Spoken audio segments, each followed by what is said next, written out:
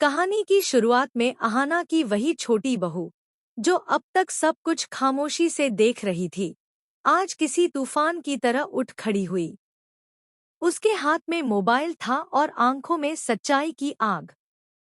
उसने फोन का screen inspector की ओर बढ़ाया। साहब, यह देखिए, असली गुनहगार कौन है। स्क्रीन पर वो वीडियो चल पड़ा जिसमें पिशमणी बुआ किसी अजनबी को पैसे थमाती दिखाई दी और पीछे से उनकी आवाज गूंज रही थी। अगर दुर्गा देवी के घर वालों को फंसाया नहीं तो तेरी पुरानी करतूतें पुलिस को बता दूंगी। सबकी सांसें थम गईं। इंस्पेक्टर ने बिना देर किए फोन पलटकर देखा और फिर नजरें पाल बाबू की तरफ मोड़ी। अब बोलो, यह झूठी रिपोर्ट और यह ड्रामा किसने रचा? पाल बाबू का चेहरा राख हो गया। घबराहट में उसने जमीन पर सिर झुका लिया और बुदबुदाया, साहब, मैं मजबूर था, सब पिशमणी बुआ जी के कहने पर किया। उन्होंने ही पैसे दिए थे।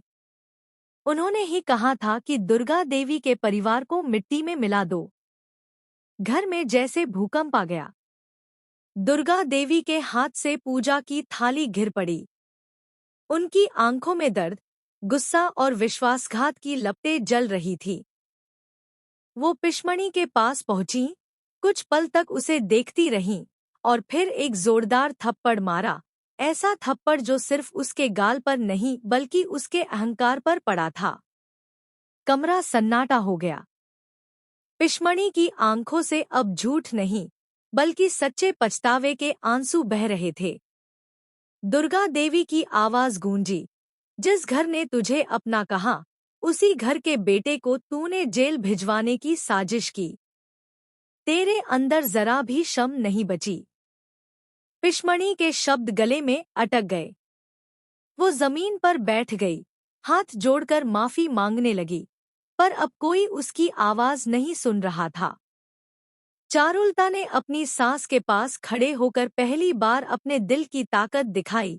माँ जी, आज आपने जो किया है वो न्याय है।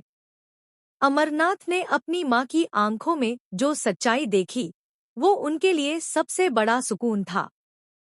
इंस्पेक्टर ने आदेश दिया, पाल बाबू, झूठी शिकायत करने और निर्दोष पर इल्जाम लगाने के जुर्म में तुम भी गिरफ्तार हो। और उसी पल जैसे घर की दीवारों पर जम चुकी गंदगी धुल गई। मगर कहानी यहीं खत्म नहीं हुई। पिशमणी की आंखों में अब सिर्फ अपमान नहीं, बदले की आग भी थी। वह सोच रही थी, अहाना, तूने आज मुझे गिराया है, पर खेल अभी खत्म नहीं। रात भर वह कमरे।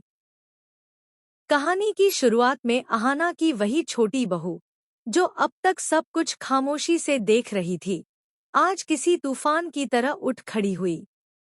उसके हाथ में मोबाइल था और आंखों में सच्चाई की आग। उसने फोन का स्क्रीन इंस्पेक्टर की ओर बढ़ाया। साहब, यह देखिए, असली गुनहगार कौन है। स्क्रीन पर वो वीडियो चल पड़ा जिसमें पिशमणी बुआ किसी अजनबी को पैसे थमाती दिखाई दी और पीछे से उनकी आवाज गूंज रही थी। अगर दुर्गा देवी के घर वालों को फंसाया नहीं तो तेरी पुरानी करतूतें पुलिस को बता दूंगी। सबकी सांसें थम गईं। इंस्पेक्टर ने बिना देर किए फोन पलटकर देखा और फिर नजरें पाल बाबू की तरफ मोड़ी। अब बोलो, यह झूठी रिपोर्ट और यह ड्रामा किसने रचा? पाल बाबू का चेहरा राख हो गया। घबराहट में उसने जमीन पर सिर झुका लिया और बुदबुदाया, साहब, मैं मजबूर था, सब पिशमणी बुआ जी के कहने पर किया। उन्होंने ही पैसे दिए थे। उन्होंने ही कहा था कि दुर्गा देवी के परिवार को मिट्टी में मिला दो। घर में जैसे भूकंप आ गया। दुर्गा देवी के हाथ से पूजा की थाली गिर पड़ी। उनकी आंखों में दर्द, गुस्सा और विश्वासघात की लपटें जल रही थी। वो पिशमणी के पास पहुंची, कुछ पल तक उसे देखती रहीं और फिर एक जोरदार थप्पड़ मारा, ऐसा थप्पड़ जो सिर्फ उसके गाल पर नहीं बल्कि उसके अहंकार पर पड़ा था। कमरा सन्नाटा हो गया। पिशमणी की आंखों से अब झूठ नहीं बल्कि सच्चे पछतावे के आंसू बह रहे थे। दुर्गा देवी की आवाज गूंजी, जिस घर ने तुझे अपना कहा, उसी घर के बेटे को तूने जेल भिजवाने की साजिश की। तेरे अंदर जरा भी शर्म नहीं बची। पिशमणी के शब्द गले में अटक गए। वो जमीन पर बैठ गई, हाथ जोड़कर माफी मांगने लगी, पर अब कोई उसकी आवाज नहीं सुन रहा था।